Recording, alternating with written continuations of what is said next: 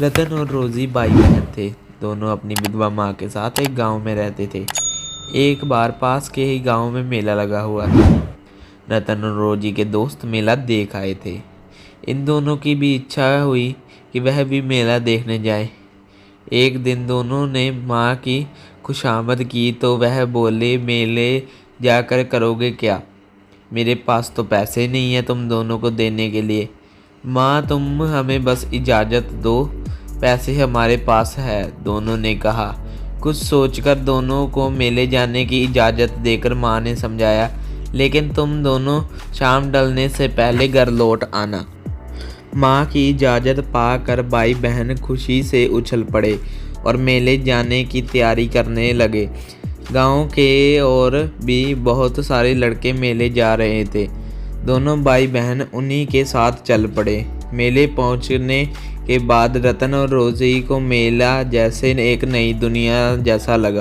रोजी ने अपने लिए एक खिलौना खरीदा, रतन ने एक बांसुरी खरीदी। बांसुरी बजाना उसे अच्छा लगता था। शाम होने लगी, दोनों को घर लौटने का ध्यान आया।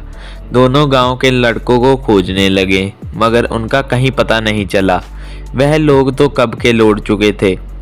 दोनों भाई बहन हाथ में हाथ डाले अपनी गांव के तरफ चल दिए। कुछ ही दूर जाने पर अंधेरा छाने लगा तो उन दोनों का दिल घबराने लगा।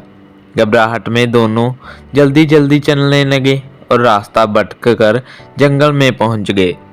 रोजी डर के मारे रोने लगी तो रतन ने उसे हिम्मत बंधाते हुए कहा, मैं पेड़ पर चढ़कर देखता हूँ कि कहीं कोई रोशनी नज़र आती है। जिधर रोशनी नज़र आएगी उधर ही हमारा अपना गांव होगा। रतन एक पेड़ पर चढ़कर चारों तरफ देखने लगा। कुछ दूरी पर हल्की सी रोशनी दिखाई दी। दोनों उसी दिशा में चल दिए। कुछ दूर जाने पर उन्हें एक झोपड़ी दिखाई दी। उन्होंने अंदर जाकर देखा, झोपड़ी के अंदर एक बूढ़ा और एक बुढ़िया बैठे थे। आहट पाकर बुढ़िया ने बूढ़े से कहा, जरा बाहर जाकर तो देखो, मुझे लगता है कोई है। बूढ़ा रतन और रोजी को अंदर ले आया। कौन है ये? बुढ़िया गुस्से से बोली, दादी माँ, हम दोनों भाई बहन हैं और रास्ता भटक गए हैं। रतन ने मीठी आवाज़ में कहा, चलो अच्छा है, अब तुम दोनों मेरी सेवा किया करना, बुढ़िया बोली। यह सुनकर दोनों भाई बहन डर गए और सोचने लगे ये कहाँ फंस गए। दरअसल बुढ़िया एक दुष्ट औरत थी। वह हमेशा सबसे लड़ती झगड़ती रहती थी, इसलिए गांव वालों ने उसे मारकर जंगल में भगा दिया था। बूढ़ा बेचारा बुढ़िया को अकेला कैसे छोड़ देता, वह भी उसके साथ जंगल में ही आ गया। बूढ़ा बहुत दयालु था।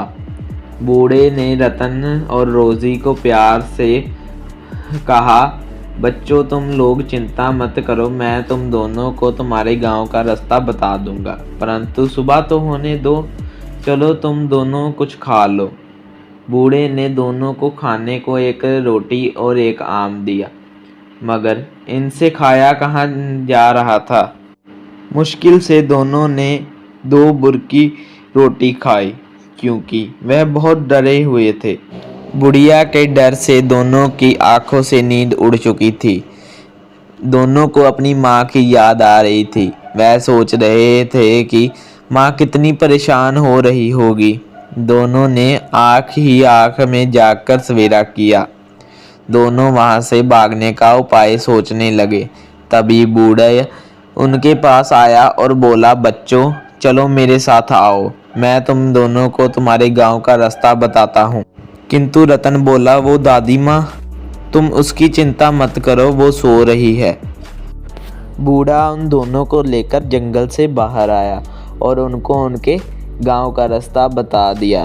दोनों ने बूढ़े का धन्यवाद किया। उधर बुढ़िया उठकर बच्चों को खोज रही थी।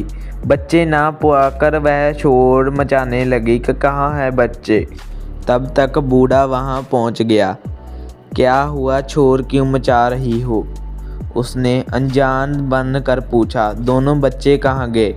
मैं उन्हें बंदी बनाकर रखना चाहती थी। ओह बच्चे, मैंने तो उन्हें नदी की तरफ जाते हुए देखा है। जानबूझकर बूढ़े ने बुढ़िया को गलत रास्ता बताया ताकि वह बच्चों के पीछे ना जा सके। धन्यवाद। इस तरह की वीडियो देखने के लिए चैनल को सब्सक्राइब करें, लाइक करें और शेयर करें। हम आपके लिए नई नई वीडियो लाएंगे।